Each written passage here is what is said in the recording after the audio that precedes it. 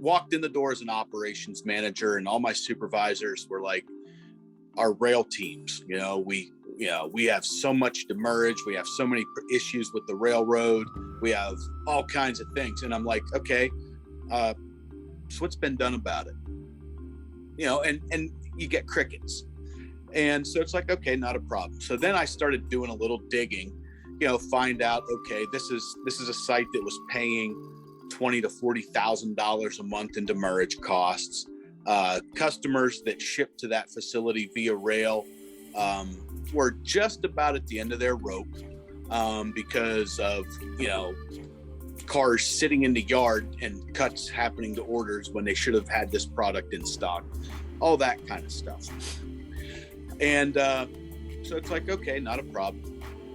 And then, oh, by the way, I forgot to mention, this was also a bargaining unit facility, heavy old school union. Walked in, walked back, started talking to the rail associates. After about an hour of complaints, you started to get, once they got that off their chest, then they were able to start giving me good, useful information. Hey, why is it that, we have all these, for example, dock plates? We have cracked dock plates. Why can't we get them fixed?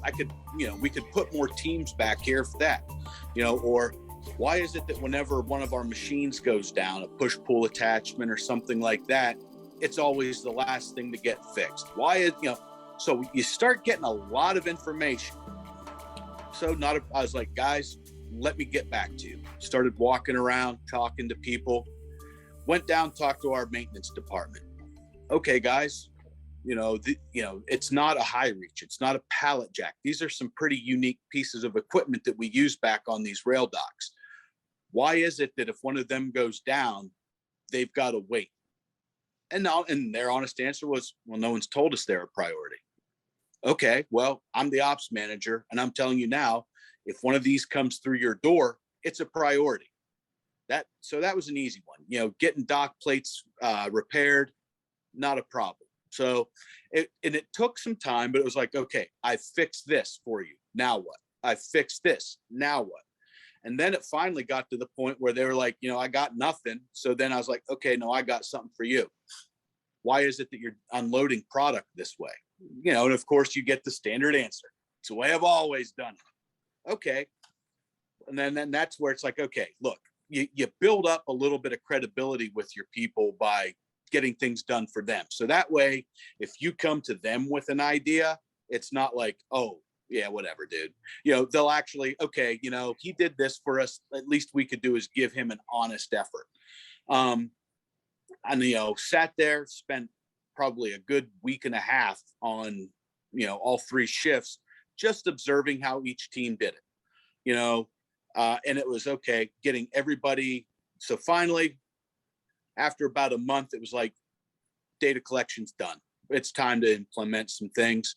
So first thing, got in touch with all of our customers that shipped to us on rail, explained to them what was going on. They were like, Jace, we're at our wit's end. I'll give you a month. Show me what you can do. So I got the folks together on the rail teams, laid out a different unload plan. It's like, guys, you're just basically pulling product off of a rail car and hoping it lands somewhere type of thing. How about we set up basically a work cell and unload in this fashion? That way, you're never having to run back and forth. You're losing a lot of time, all this kind of stuff. And laid it out with all three shifts. There was a lot of coffee that was taken in during that amount of time, but also laid it out with all three shifts saying, hey, look, this is how we need to unload. And this is why, because eventually they realized the best way to ensure that you're successful is to ensure the people that come after you are going to be as well. Got an insane amount of buy-in. Honestly, it was great to see. And honestly, within 6 weeks, so with, let's say 2 months, our demurrage payments went from $40,000 a month to zero. We had zero demurrage bills for the 2 years that I spent at that site.